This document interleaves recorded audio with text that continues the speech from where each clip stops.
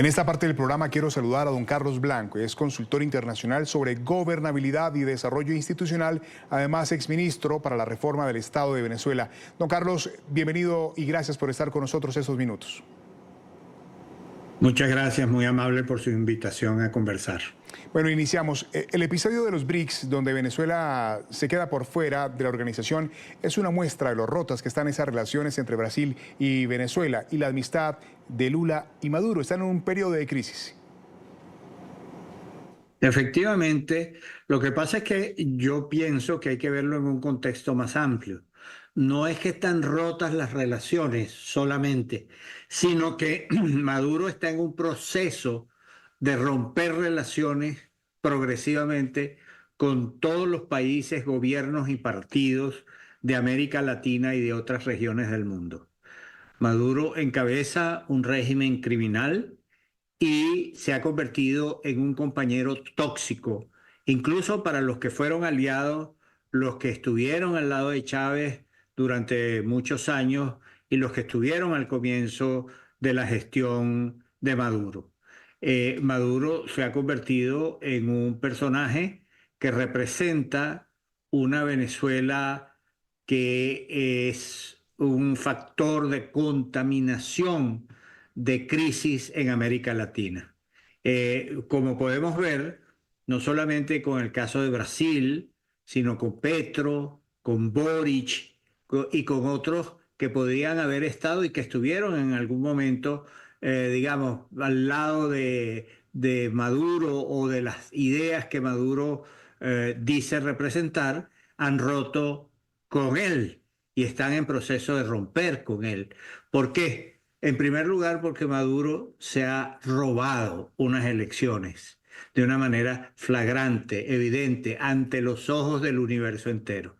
En segundo lugar, porque hay una violación gravísima de derechos humanos, lo cual no solamente ha sido documentado, evidenciado en distintos informes, sino que ha conformado un patrón, de acuerdo a la Comisión Interamericana de Derechos Humanos, de terrorismo de Estado. La Comisión Independiente de Determinación de los Hechos de Naciones Unidas ha documentado una serie de crímenes que van desde las muertes, las torturas, la persecución, incluso esa manera de perseguir que no ha sido común en América Latina por parte de las dictaduras. Las dictaduras perseguían y persiguen a sus enemigos. En el caso de Maduro y de otros regímenes de similar factura en el pasado y en el presente, se ha dedicado a perseguir a las personas, a sus familiares, a los relacionados, y los toma como rehenes para obligar a quienes busca a que se entreguen o a que confiesen crímenes que les son atribuidos. Es decir, estamos en presencia también de una violación directa de los derechos humanos, además de haberse robado las elecciones. Y en tercer lugar, yo diría que el régimen de Maduro es un factor de desestabilización de la región. No es ya un problema venezolano. Venezuela es el territorio donde se libra una guerra internacional que está generando migraciones ilegales, de gente empobrecida, de gente que sale despavorida, de gente que quiere buscar nuevos horizontes o de gente perseguida por todos los países del mundo.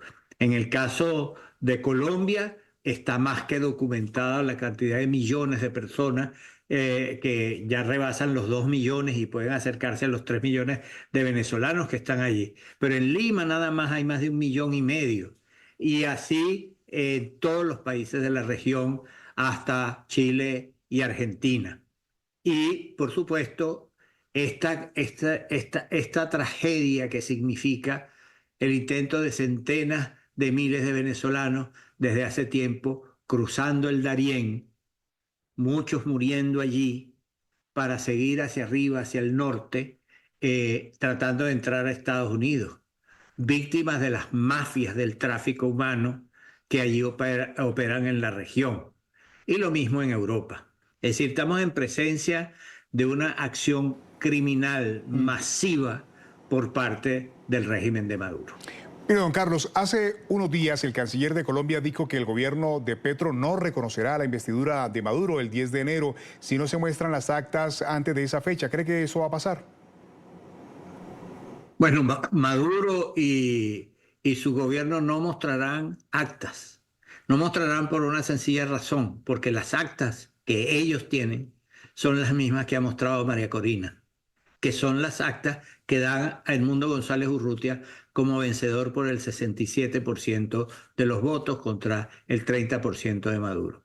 Es decir, no hay actas diferentes a las ya mostradas que pueda exhibir Maduro. Por lo tanto, lo que corresponde, sugiero yo, al canciller Murillo y al gobierno del presidente Petro es reconocer un hecho que es sencillamente que el régimen de Maduro no va a mostrar las actas porque las que tiene son idénticas a las que ha mostrado María Corina.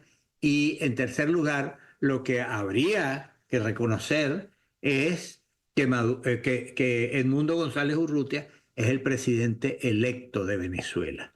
Y en consecuencia, a mí me parece que es muy importante que todos los países, pero especialmente los países más cercanos, los países hermanos por excelencia, Colombia, Brasil, Panamá, Perú, Ecuador, Bolivia, Chile, Argentina, Brasil, no sé si lo mencioné, sean países que de una vez adopten la decisión de no solamente reconocer a Edmundo González Urrutia y el liderazgo formidable de María Corina Machado que ha conducido a estas victorias democráticas, sino tomar las medidas conducentes para forzar a que el 10 de enero Edmundo González Urrutia tome posesión de la presidencia de la República de Venezuela. Don Carlos, ¿usted cree que Lula da Silva y Petro tomen distanciamiento de Maduro luego de esa situación o son solo pronunciamientos para que la comunidad internacional esté más tranquila y no los presione tanto?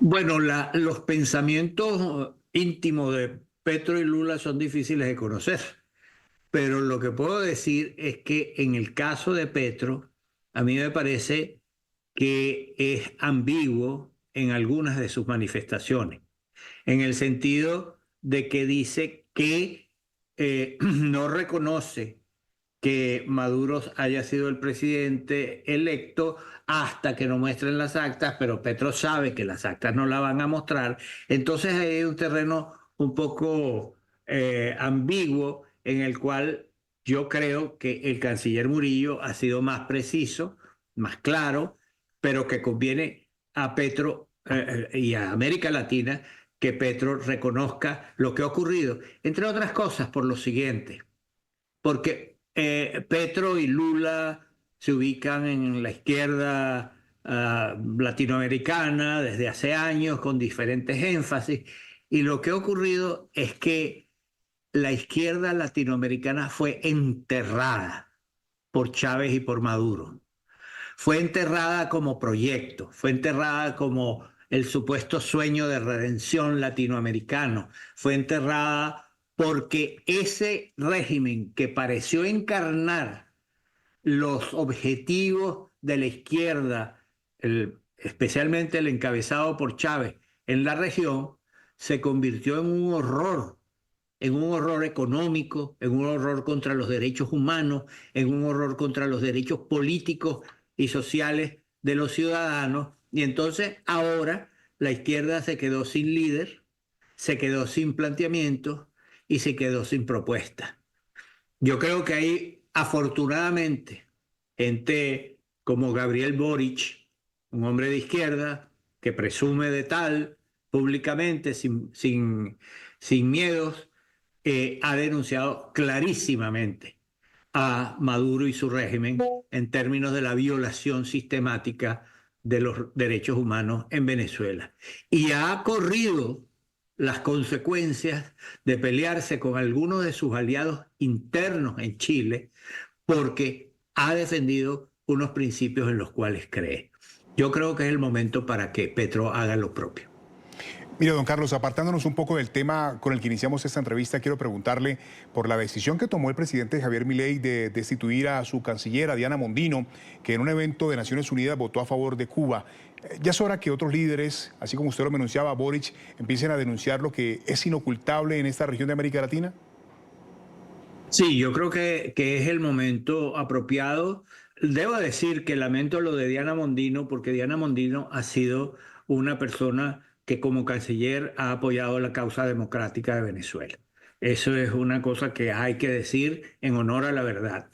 Y en segundo lugar, creo que ya no hay tiempo para ambigüedades ante un régimen criminal que asesina, que tortura, que ejerce el terrorismo de Estado como ha sido denunciado.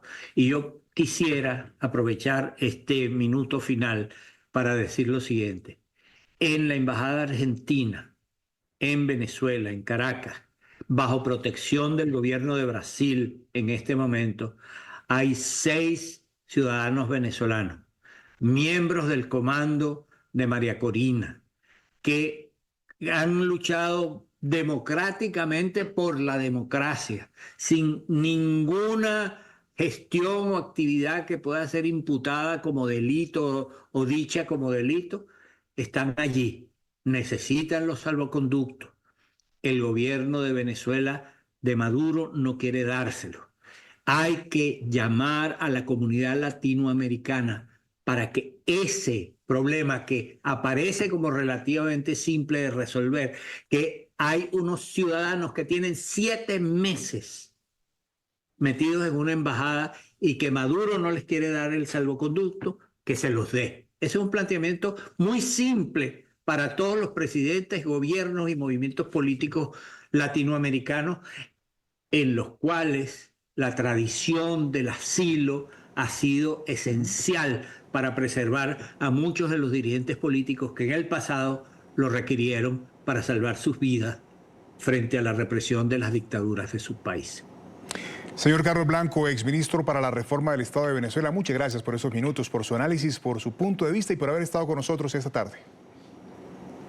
Muchas gracias por su invitación al programa.